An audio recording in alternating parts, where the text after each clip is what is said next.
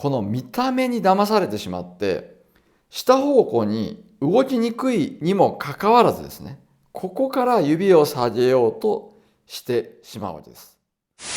皆さん、こんにちは。今回は親指の心地よい使い方を深掘りする動画です。ピアノを弾く時の親指、結構やばい使い方をしていらっしゃる方も多いです。親指で悩んでいる方、多いんではないでしょうか。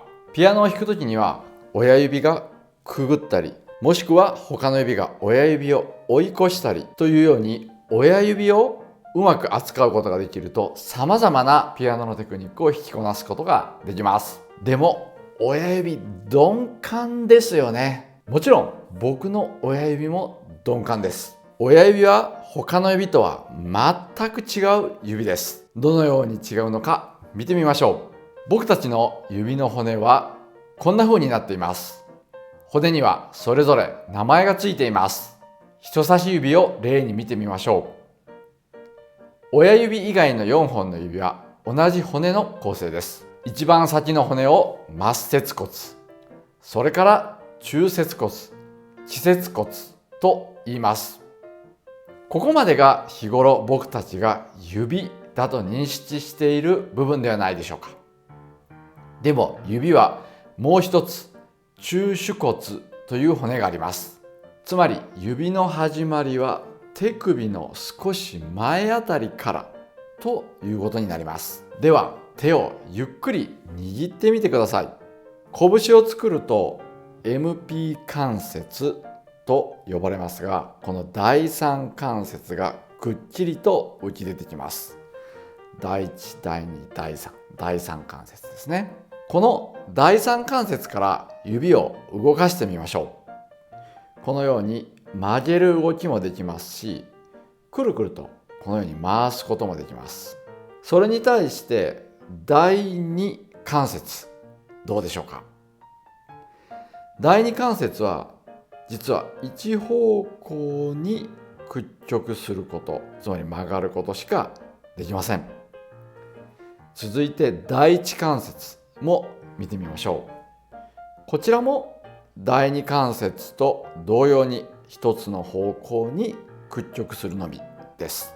では親指を見てみましょう。他の4本の指と比べて骨が1本少ないのが親指の特徴です。親指には中節骨がありません。そのため親指の MP 関節はここ第1、第2、この2番目の第2関節になります。人差し指で見た時の MP 関節、つまり1、2、3、第3関節はいろいろな動きができましたよね。それに比べて親指のここだけ動かしてみてください。動きにくく感じませんか？実は親指の MP 関節も他の指と同様に動くのですが、親指は実は第三関節がとてもよく動きます。そのため僕たちはここがよく動くので、この MP 関節である第二関節がまるで一方向、こちらにしか屈曲できないように、こちらにしか曲がらないように感じると思います。つまり親指が鍵盤を押さえる下方向の動きっていうのをこの MP 関節でするのはとても難しいです。しかし僕たちは他の指の MP 関節、ここですね、と同じあたりにあるこの親指の MP 関節、この見た目に騙されてしまって下方向に動きにくいにもかかわらずですね、ここから指を下げようとしてしまうわけです。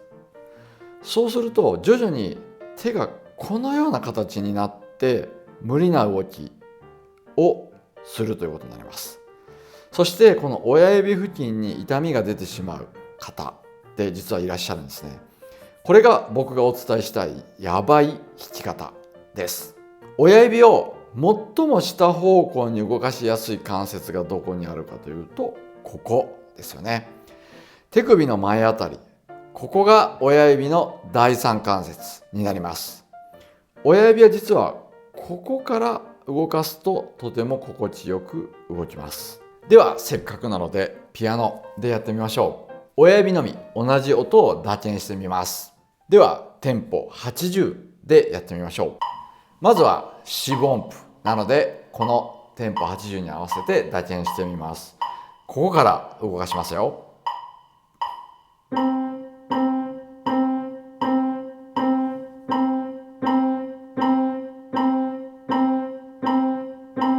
はい、それでは8分音符でやってみましょう。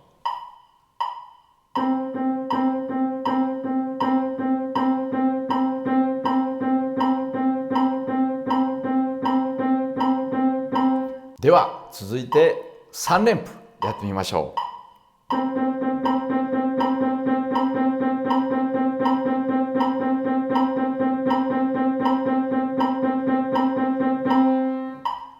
いかがですか？16分音符やってみましょうね。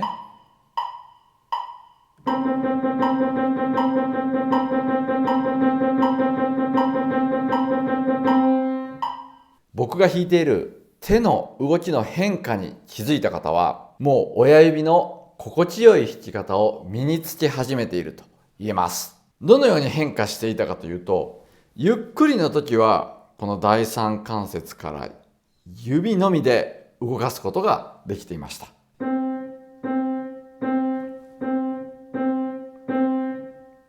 しかしこのようにテンポが上がるにつれて前腕の回転、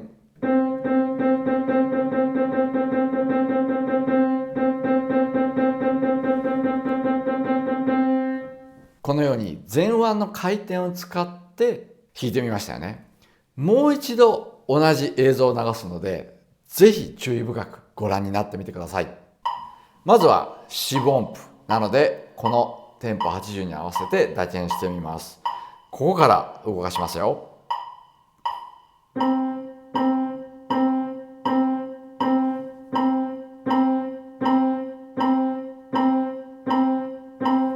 はい、それでは8分音符でやってみましょう。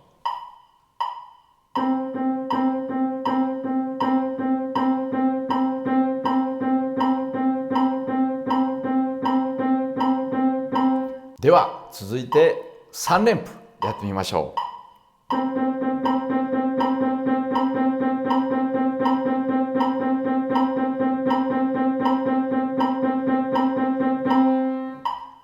いかがですか？16分音符やってみましょうね。